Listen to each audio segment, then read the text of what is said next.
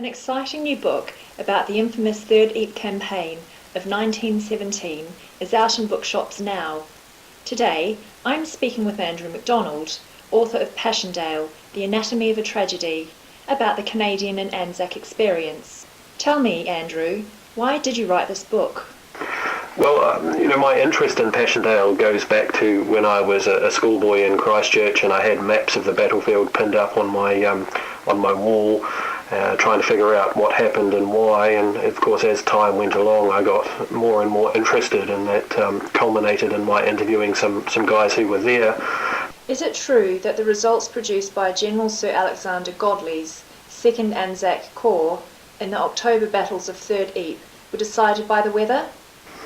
Well, yeah, I think one can take a look at it from that point of view, but certainly I'm not going to deny that the mud and the rain were factors in the outcome of the battle, but then you're faced with the question of the Canadian experience just a few weeks later, when in more or less identical circumstances they achieved the military objectives set them by Haig and Plumer.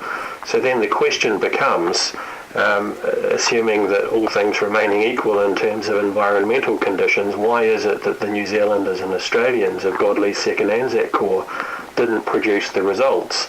And that, of course, sets a bit of a steam engine underway. You've got to look at all sorts of things to try and find the root cause of the problem. So, just to recap, mud, rain definitely factors, but when you start to cast the net wider and look at battles immediately before, say, Polkapel and Broodseender, and then the Canadian experience afterwards, then I think it's pretty obvious that there are other factors at play, and pretty essential ones too. Why do you think General Sir Arthur Currie's Canadian Corps was more skilled in terms of professional development than the Anzac Corps? Well, I think a lot of that had to do with the Canadian Corps being on the Western Front for much longer than the two Anzac Corps. I think also a lot of that had to do with Arthur Currie. He'd come through the ranks, through divisional command, through to corps command.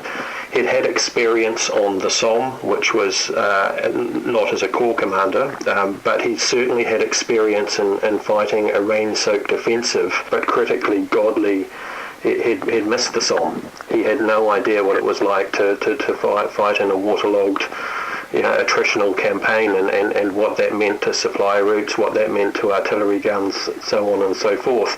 So, certainly that is a key part of it. The Canadian Corps Commander Currie was more experienced, and in particular in dealing with the environmental conditions. But I think also, and this is a very much a key difference, Currie was certainly a thinking general. He went out of his way to find out what was going on at the front line, how his infantry units were faring, how his artillery and engineers were faring. He wanted to know how all of that bolted together, what the key strengths and weaknesses were, and how he could apply those resources to a given battle. None of that even occurred to Godley. Why was it that General Godley's Corps turned in such a poor performance in comparison with the Canadian Corps?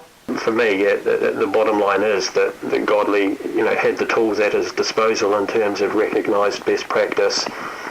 He had skilled divisional commanders, but he chose not to use those resources at all. And in fact, what we can see is Godley becoming increasingly fixated with Passchendaele and not really listening to the reflux of warning signals that are coming from, frankly, experienced officers in the field and soldiers in the trenches and working their way up the military hierarchy.